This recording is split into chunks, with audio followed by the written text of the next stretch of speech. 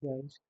So, tuturuan ko kayo kung paano mag-download ng um, Left 4 Dead add-on maps. So, for example, itong maps na Snowden yung lalaroin nyo and then wala siya sa add-ons. Um, punta kayo sa isang link kung saan nyo i-download. Let's say, for example, itong Snowden map. And lalaroin nyo siya. So, click nyo itong download. And then, lalabas na yung downloading file. Ayan. Then, click nyo. Then, punta kayong downloads kasi need nyo siya i-extract. Ayan.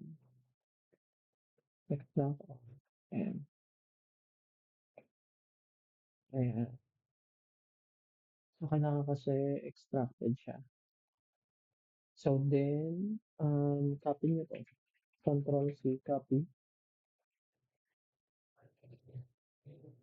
And then, punta kayo sa Acer PC, program files,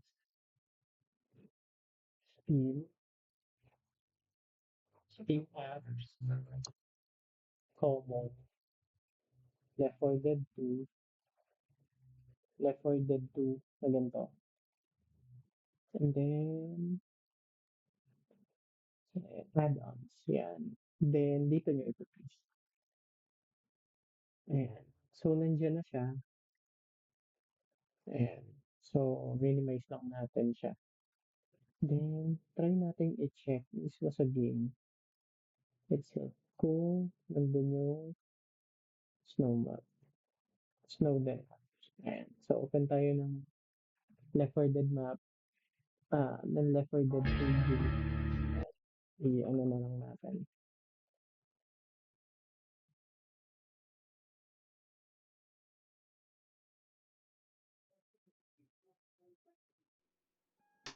Ayan. Naglo-loading lang yung add-ons. Since nag-add tayo ng maps. Nag-download tayo ng maps and then nag-extract and then nag-copy and paste tayo ng add-on maps.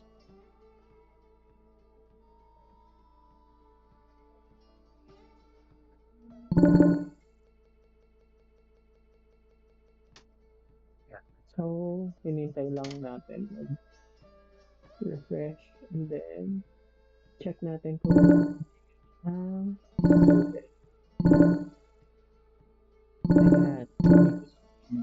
Which is yung na natin maps.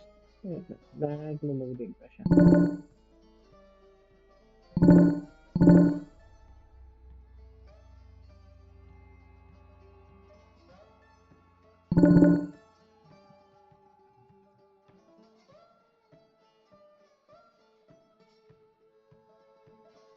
Loading lang siya guys. Wait lang. Ikaka-giling natin kasi sa kanya. Try natin i-check lang. Okay.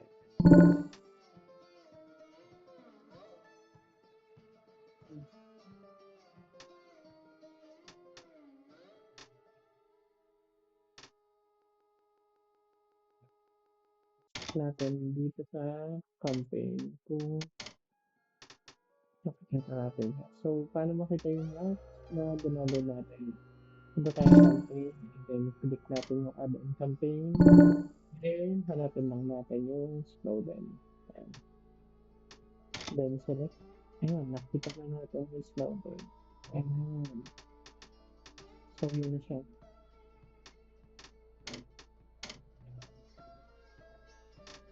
Okay. Pwede na tayo maglaro na recorded na download natin.